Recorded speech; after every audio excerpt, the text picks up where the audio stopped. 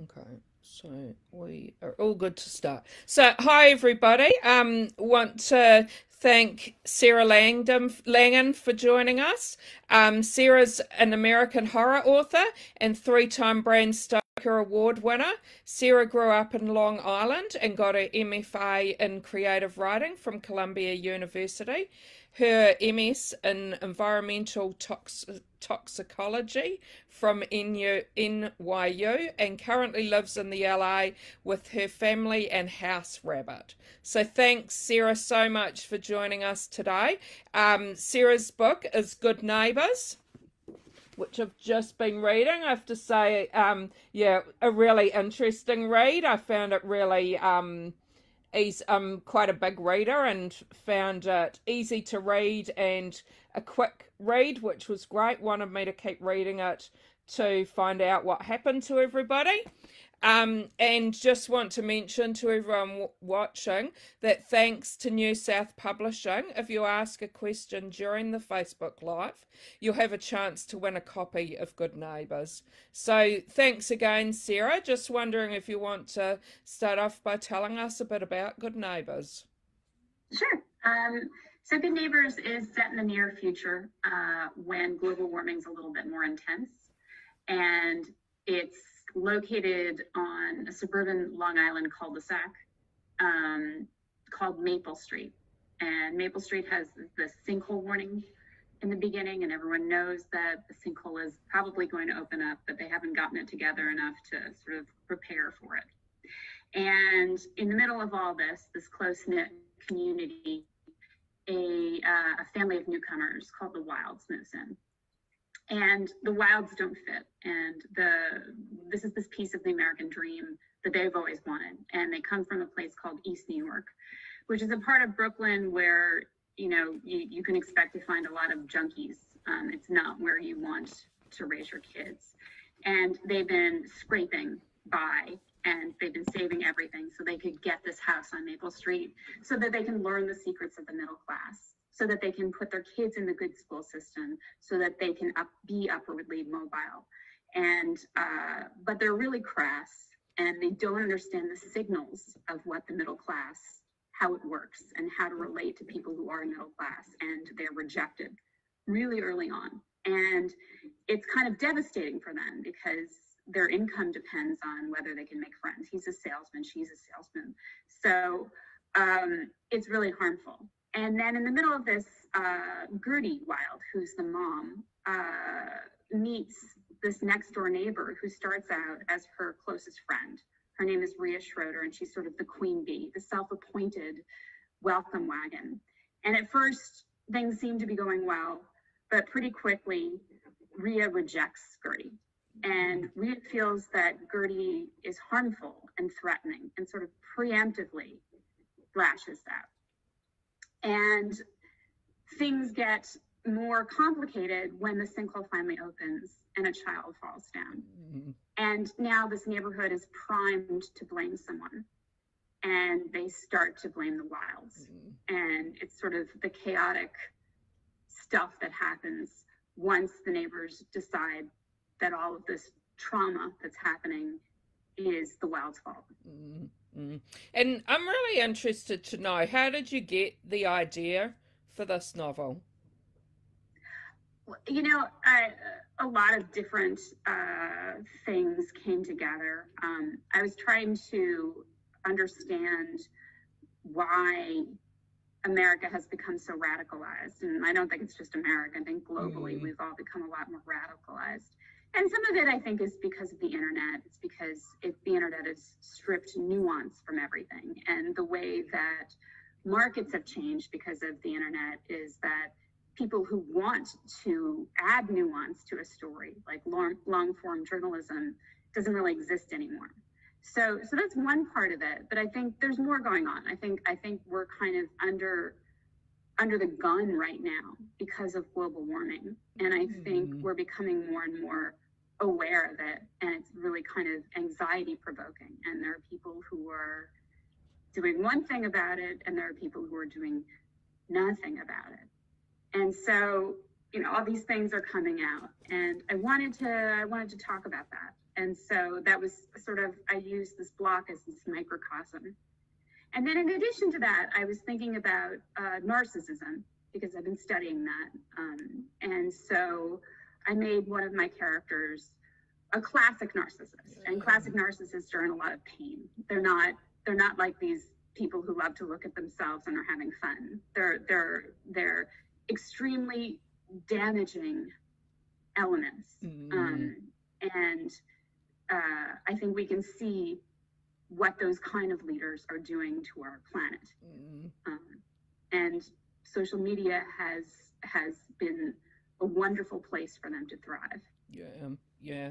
And we've got quite a few people watching, which is really great. Just reminding you, if you are watching, if you type a question in comments for Sarah, you'll have a chance to win a copy of Good Neighbours, thanks to New South Publishing. And we do have some questions coming through, so I'll read out some questions. Oh, Vivi is hoping that she might get to see your rabbit. Is it Holly? Your rabbit Holly, she said. Yeah, I can get Holly. Do you mind waiting 1 second? Okay. Does anyone want to bring Holly in? Holly.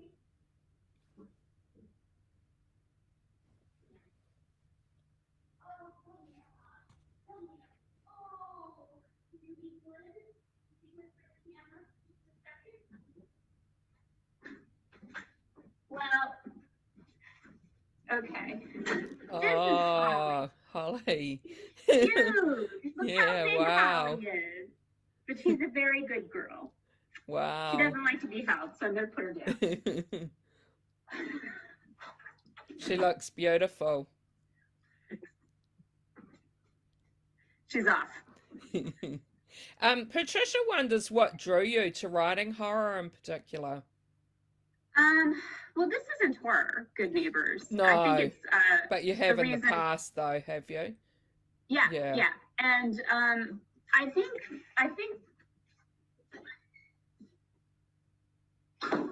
what horror does that I like about it is if you're doing it right, you're not articulating pre-existing fears, which I think is validating the kinds of opinions people have that can be destructive.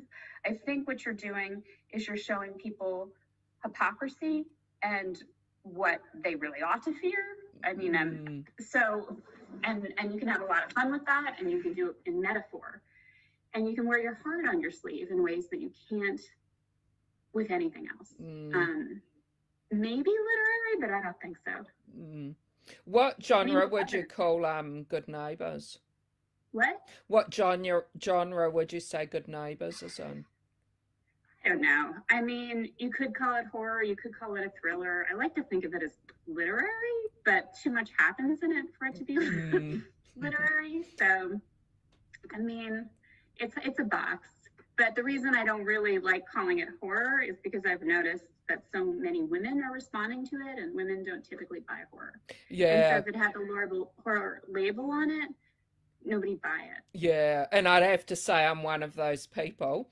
And like, I enjoyed your book, and I wouldn't have thought it would be what I would expect a typical horror to be. Yeah. Now, it's what has defined horror, that label, is kind of the most popular stuff is books written by the same couple of guys. Yeah. So, you know, if you write anything different from them, it's better to get away from the label. Yeah, that's interesting, yeah. Tony is saying she'd love to hear how you researched the middle class perspective compared to the lower class perspective, and then brought these different perspectives into the novel. That's a very good question from Tony. Well, so I grew up in a town called Garden City, and it was sort of upper middle class, and I knew what that was. And I knew there's this expression called narcissism of nearness. And it's like, the more alike you are like someone else, the more ridiculous, petty differences you create. So it's like, what kind of, remember Esprit? Did you guys have that brand? Are they wearing Esprit? Yes, stupid stuff like that. Yeah. So I knew that. And then I think I'm probably as an adult have grown more middle class, you know, working artist. And we lived in Brooklyn, my husband and I, for many years. And so I knew what that was. And I knew there were a lot of people that I knew being in New York and being in the artist community who are, you know, they're just struggling to make rent all the time. Mm-hmm. And it's such a different experience than you find out in the burbs, in the wealthy burbs. They just don't have those same kinds of pressures on them. Mm-hmm. And then finally, my family moved from Crown Heights, which is like I don't know if you've heard of Crown Heights, but it's deep Brooklyn, you know, and it's gotten gentrified over the last few years, but it's like, you know, where riots happened and things. And I liked it there and I was comfortable and I didn't have to brush my hair when I went outside. And then we moved to Laurel Canyon, which is in Los Angeles, and it's the Hollywood Hills. And I felt very estranged there. And so did my kids, and I think so did my cousin a little bit. And we've adjusted, but I think I was sort of mining from that feeling of not quite wanting to fit in, not quite wanting to play that game because it's so materialistic, but also knowing that I had to figure it out in some way just to make my life, you know, palatable. Mm-hmm. So do you think some of those feelings you were able to draw on when you were writing the book? Yeah. No, I totally, like, when we first moved here, there were a couple of times where people were having pool parties, you know, at this local school and did not invite us. Yeah. Like, oh, wow. It's real. Okay. Jill's writing if you have Jill's wondering if you have a regular writing routine. You know, no, I did before quarantine. You know, but I don't anymore. I think once the kids are back in school full time, I will again. Yeah. I try and write every day. And I'm doing an adaptation of Good Neighbors for television. Okay. And then I'm writing my next book. Yeah. So. And are you able to tell us a little bit about what you're working on now? Sure. It was sold Simon and Schuster as the Stepford Wives meets the Lottery.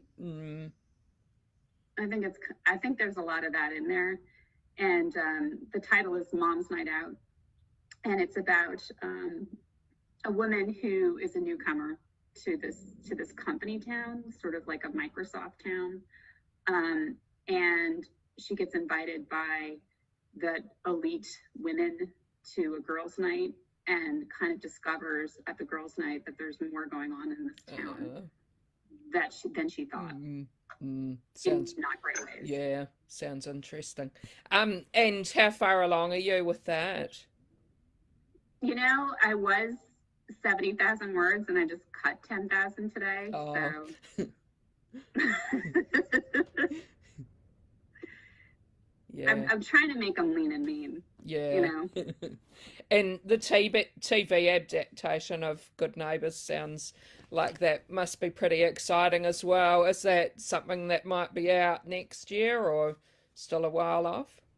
You know, we have the package together. I have a producer and a director and some exciting stuff about it, but we don't have a streamer. Like, I have to go pitch it to all of the streamers is the next step, which is happening this month. Okay. So it's exciting. Yeah. It's like, you know, it's nerve-wracking. Yeah.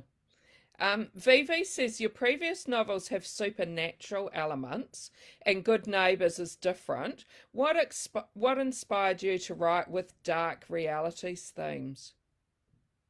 You know, I think two things. I think one, as I was trying to write another supernatural story, it just felt hokey. And I don't know if that's just where I am in my life or what, but I was like, I'm sure I will tell another supernatural story again, but as I was trying to write Good Neighbors, I couldn't take it seriously anytime I tried to write something supernatural. But that doesn't mean I don't like that. And I think the other thing is, honestly, it's easier to sell something that doesn't have supernatural elements. Yeah. So I was happy to do it. I don't know if you guys have ever heard of Jack Ketchum. He died about 2 years ago. I loved him and I loved his work, and it was crazy, crazy dark. Okay. He wrote something called The Girl Next Door that they made a movie out of. Just a lovely man, but he never wrote anything with supernatural stuff in it. He was like the captain of horror. I guess it just depends on the categorization. Yeah. Patricia's wondering what sort of research you did for Good Neighbors. I know you did say a little bit about the research into upper and lower class, but so I looked at I studied Kitty Genovese, and I don't know if you know anything about Kitty Genovese, but back like planes passing by under the window. Okay.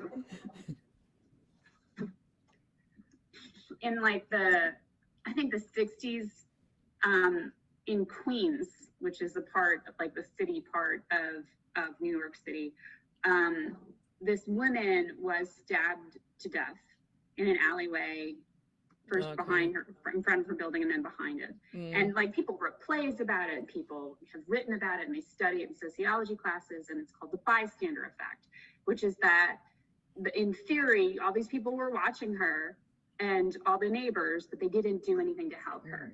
And we were taught this, right? Like this was true, and this is like the deep, dark, secret nature of humanity. But in fact, I studied it, and it turns out it's all a lie. It turns out that the neighbors did call for the police. It turns out the police covered it up because they came so late. They just lied and said they weren't called. And then she didn't die alone. A neighbor saw her, a woman, and ran out and held her as she died. So, like, it's like we keep telling ourselves these terrible stories about humanity that aren't true. And in fact, I heard a really good reason that this fairy tale, this urban legend, took root, and it was that white flight was happening at the same time, and it made white people feel a lot better about leaving, because they could say, oh, we're not leaving because of black people, we're leaving because we're bad, white city people are bad, you know. So I think that actually makes some sense. But so I say that, and I studied the Stanford prison experiments, which also have been debunked. You know, again, we've been taught in college, or in America we were, that like, you know, if you tell people they're a prisoner, they act like prisoners. And if you tell people they're guards, they act like guards. And, you know, we're all sheep and humanity's lost. And it's a lie. It's totally not true. Like, everybody knew who participated in it, what the experiments, the results the professor was looking for. And they provided that because they were his friends. And wow. Baloney. Yeah. It's all baloney. They're not scarred. They're not damaged. They were just playing along, and they got like $20 a day. So I studied that. And as I was doing it, what it really taught me was that I really needed to create the specific circumstances that would make something like Good Neighbors happen, instead of relying on this like false narrative of the weakness of humans, because we're not. We're mostly nice. And I think in Good Neighbors, I really tried to show that this was like this thing that happened because of circumstances and because of the ways that they were engaging with the problem. Like there's this false accusation of rape of a child, and it's so triggering for everyone that it sort of gets them up in arms. So those were some of the things. And then I researched narcissism a ton. Yeah. And what about sinkholes? Not very much, honestly. Like I know that they're going to be increasing with global warming, and I finished this book like 2.5 years ago, right? And I didn't expect every day there to be a new sinkhole. I mean, it's kind of shocking to me. So like what happens is with the increasing climate change and heat, there's more erosion. You're just more likely to have sinkholes. As I was writing this, one formed at the bottom of my block. Oh, really? Wow. Yeah, Yeah. yeah. I mean, it just broke the Yeah. road, and we had to close the road for 6 months while they Yeah. filled it Well. in. Mm, So, um, mm. Patricia is wondering what genre you like to read yourself, and I'm wondering if maybe there's anything you've read lately that you'd like to recommend to us. sure. So this is old school, but I just finished Ira Levin's Rosemary's Baby and The Stepford Wives, and they're so beautifully clean. They're like Mm, so cleanly written. There's mm, just like no fat on those bones, but I love it for the prose. And also I think he's got these insights into ways that women are gaslit and into women that I think we might be too close to it as women to see. Like I like yeah. his perspective. I mean, I think we should be telling these stories too, but it's kind of Yeah. fun. And then I just started this Mary by Nat Cassidy. It's a galley right now. I don't think it's getting published right yet, but it's really good so far. And let's see, what else do I have? I loved The Fact of a Body. Okay. And that's about this like reporter who is researching a convicted felon who murdered a child.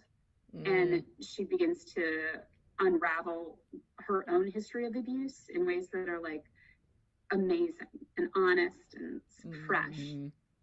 Is that a true story or it's yeah. Yeah, that's a Yeah, true that's it. story. Yeah. And then I liked Station 11 a lot. Okay. Yeah. Yeah. Pretty good. Mm. Walter Tevis, Mockingbird. If you like the Queen's Gambit, like I feel like Mockingbird is so good. Yeah, thanks. I like horror, but what I really like is I like things that I can learn from. So I like anything that's like, whoa, like that every 5 years book. That's what I'm always looking for. Thanks for those recommendations. Jill's wondering, growing up, did you always want to be an author? Yes. I decided when I was 4, but I was like too nervous to try it. Yeah. So. And did you have another profession, career before you became a writer? I did odd jobs, like a lot of them, but no, I tried it I went to college for writing, but hadn't written. And then I did it there. And then I just had odd jobs until I sold my first book. Yeah. At 30. Yeah. They were bad. I didn't like them. And did you have someone who really encouraged you to become an author? No, like once I wanted it, my parents were very encouraging, but they were like, what about a doctor? What about? So, but they were really encouraging. Yeah. Yeah. I would like come home and be like, would you like to hear what I've written? And they'd be like, absolutely. Like, read it to them. I think back and I'm like, oh, they could have always wanted to listen to that. Yeah. And are you someone who writes and likes to share with other people as you write, or do you rather wait till the end and share it then with the editor? Now I'd rather wait till the end because I feel like I'm always like, especially with like a novel, there's so much to fix. And I already know the stuff to fix. It's just like the day isn't long enough to get to everything. The month isn't, the 6 months isn't. So it's never like quite ready until I feel like I did everything I could. And then I need to show it to people. Yeah. And Kelly's wondering how you came up with the title Good Neighbours. I don't know. I think I was thinking of the Robert Frost poem, Good Fences Make Good Neighbors. Okay, yeah. And like Good Neighbours has been published in different countries. I'm always interested to know. This is the cover that I have. Do you have different covers in different countries? Yeah. So in the US it's this. Okay, so it's quite a bit different, isn't it? Yeah, and then in Italy it's black and white houses upside down. Okay. And then in Poland, it's the black and white house is upside down with blood. Oh, wow.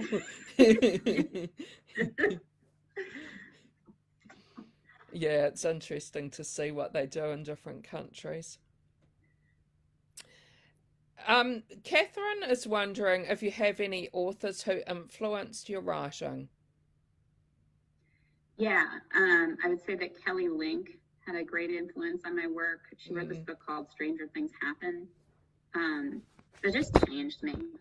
And I just felt really free because it was sort of a generational shift. I had been studying in what was supposed to be good, which was like Updike and Richard Ford and Richard Russo and like these guys who were like sad in their sad lives and like their stories, and Stephen King even, like I love his work, but then Kelly Link came along and spoke to my generation, and the voice is just quirky and light and funny in ways that people didn't consider literature before then. And then I also, Megan Abbott, I just think is incredible. And I don't get it. I don't get why she's not a household name. Her work is so psychologically complex and clever, and she can put together a book. You know, you get to the end and it's like a revelation and it's well done and it's earned. And the voice is terrific. She's so good. Yeah. Highsmith too. I mean, Highsmith is great. And Catherine's also wondering, did you know the end of the novel when you first started writing? I knew what you know in the prologue, which is like a family will be murdered in cold blood. And then I had to go through it and think like, do I really want to do that? And I'm not going to promise a thing and not do it. And I am trying to tell the story. So I had to work out what felt both responsible and not sensational. Yeah. But also what I felt okay doing, because I think at the end of the day, why was I writing this book? Like, was I writing it to just upset people? No. You know, I'm trying to say something. So I wanted to make sure that it did say something and that it wasn't nihilistic. Because I think the times we're living in, we don't need any more. You know, yeah. That's. And how long did it take you to write? So I worked on it for like a year or two and put it aside. And then I wrote this other book called The Clinic that was straight horror, and I could not sell. And then I went back to Good Neighbors and I realized what I needed to change. And what I needed to change was that it was a human story. And I needed to put, I needed to make it about the psychology of the moms. And once I was like, oh, okay, that's how this works. And sort of the psychology of the moms is in some way the monster. Yeah, okay. And could you tell us what you hope readers will love about your books? I hope that it hits home. I hope that they read it and they go, yes, I know that. And I haven't seen it said before. And I feel in some way it's some kind of cathartic connection, or just at least seen in some way that they haven't felt seen. Just reminding people, if you do have any more questions for Sarah before we finish off, please type them in comments and you'll have a chance to win a copy of Good Neighbours, thanks to New South Publishing. Sarah, just wondering if you want to let people know watching how they can keep in contact with you. Oh, so I've got a website. It's sarahlangan.com. I'm on Facebook, I think, as Sarah Langan. I'm on Twitter as Sarah V. Langan1.